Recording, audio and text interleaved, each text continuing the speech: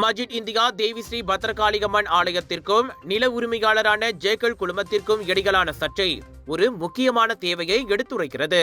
அதாவது மலேசியாவில் இந்து மத விவகாரங்களை நிர்வகிக்க ஒரு முறையான அரசு அமைப்பு உருவாக்கப்பட வேண்டும் என உரிமை கட்சியின் தலைவர் பேராசிரியர் டாக்டர் பி ராமசாமி கூறியுள்ளார். இந்நாட்டு இந்துக்களுக்கு ஒரு கொடையாக மலேசிய இந்து சங்கம் அத்தகைய பணியை வழிநடத்த முடியும் என்றாலும் PHEB எனப்படும் பினாங்கு இந்து அறப்பணி வாரியத்தை நிர்வகித்த 13 வருட அனுபவத்தின் அடிப்படையில் அவர் வேறுபட்ட பார்வையை முன்வைத்துள்ளார்.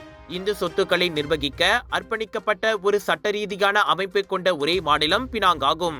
PHEB பினாங்கு மாநில அரசின் அதிகார வரம்பில் செயல்பட்டாலும் கூட்டரசு தணிக்கைகளுக்கு உட்பட்டது.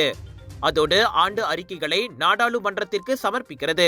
ஒரு சட்ட ரீதியான நிறுவனமாக இந்து சமூகத்தின் நலனுக்காக கோயில்களையும் சொத்துக்களையும் கட்டாயமாக பெற்று இந்து சமூகத்தை ஆதரிப்பதே PHEB-யின் முக்கிய நோக்கம். பினாங்கில் வெற்றி கண்ட இத்திட்டம் தேசிய அளவிலும் விரிவுபடுத்தப்பட வேண்டும்.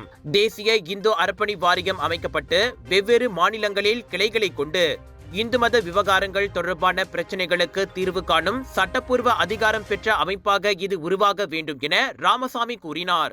எங்க வீட்ல எல்லாரும் தினமும் காலையில ரெய்னாயூர் வெர்ஜின் கோகனட் ஆயில குடிக்கிறோம். நீங்களும் தினமும் ரெய்னாயூர் வெர்ஜின் கோகனட் ஆயில குடிங்க. எப்பவுமே புத்துணர்ச்சியோட இருங்க. ஒவ்வொரு பொழுதும் ரெய்னாயூருடன் தொடங்குங்கள்.